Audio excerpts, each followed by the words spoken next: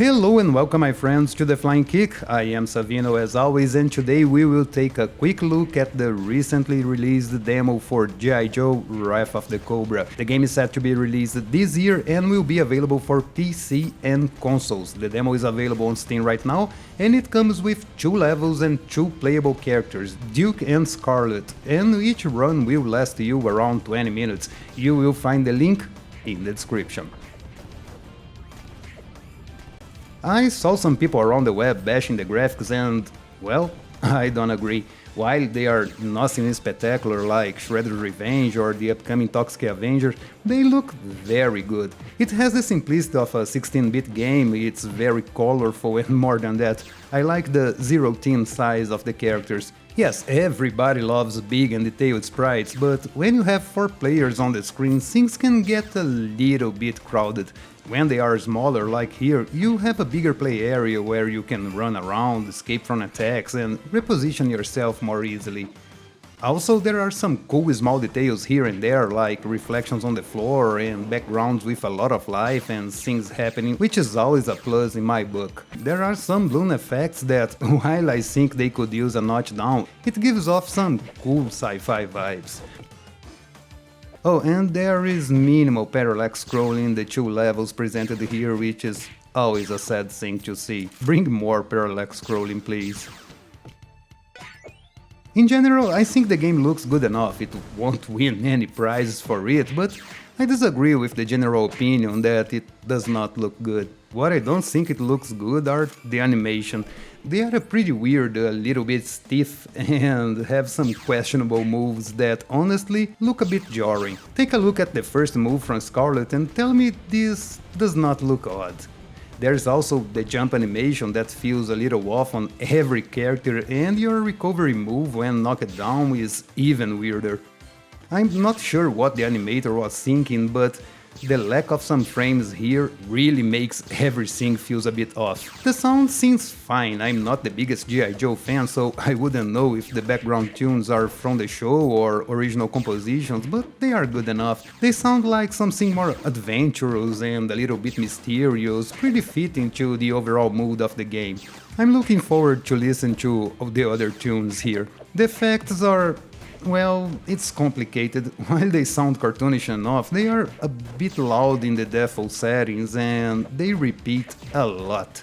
Actually, the sound effect for when you land a punch is the same for everyone in this demo. I really hope they change it in the final version because it gets old pretty fast. It's not bad, as I said, it is cartoonish enough and fits the overall theme, but the repetition will get in your nerves pretty quickly. Now, the gameplay and combat are... well, there's no other way to put it, it's bad. Pretty bad, to be honest. First, let's talk about your moves. You have a light attack, a strong attack, your jump attack and a special controlled by the blue meter under your health. You can also run by tapping twice on the directional. This also can be used to dodge vertically, which is a pretty nice addition. And while you can't grab enemies while they're standing up, you can grab them when they are knocked down and carry them around until you find a nice pit to toss them. The combat feels good, the hitboxes are in the right places and your enemies have a nice reaction to each punch or kick you land on them.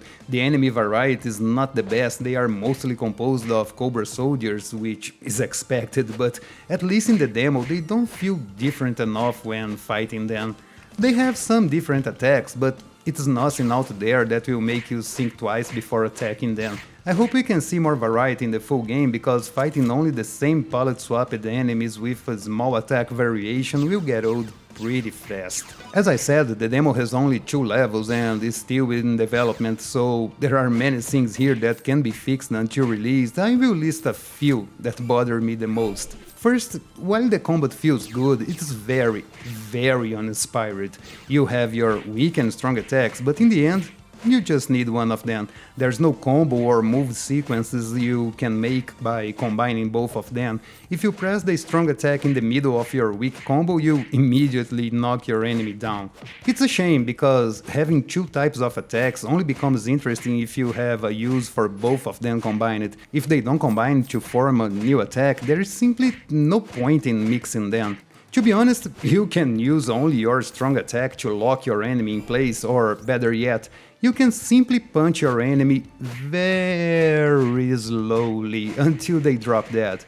I mean, this is a mistake so basic that I'm impressed to see it here on a IP this size.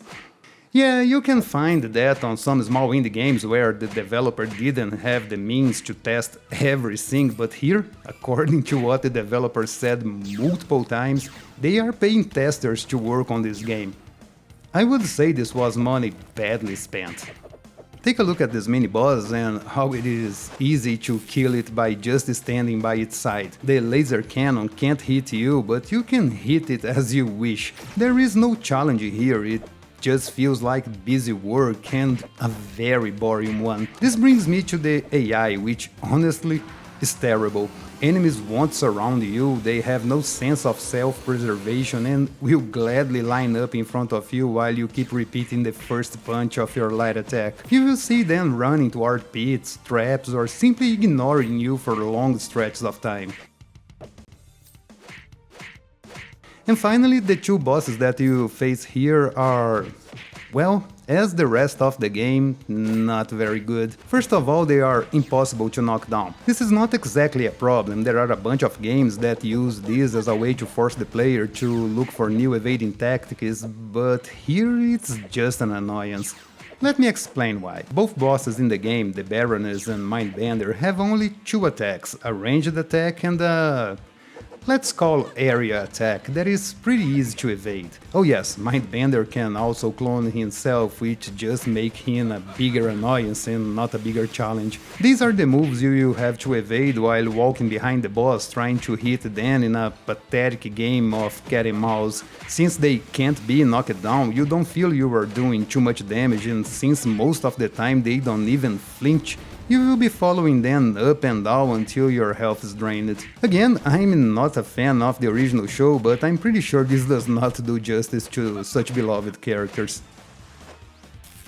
So far, G.I Joe Wrath of the Cobra feels like a pretty mediocre game. The combat is lackluster and boring, enemies are dumb as a rock and do not pose any threat to you, and the bosses are, well, lame. Is there salvation for what is in here? Sure, I have seen games being transformed with a couple of tweaks here and there, and I really hope this is the case because this demo does not feel good at all. The combat must be improved here to allow more freedom and less repetition, the enemy AI must be improved to offer the player a good challenge instead of annoyances, and the bosses should be reworked with new moves to make the combat with them engaging and not simply a boring and repetitive task. It may sound like much, but as it is, the combat here is far from rewarding, which makes any positive aspects of this game just a waste of time. If you want, you can check for yourselves, I will leave the link in the description, and other than that, I hope you all have an awesome day, and remember, keep beating up.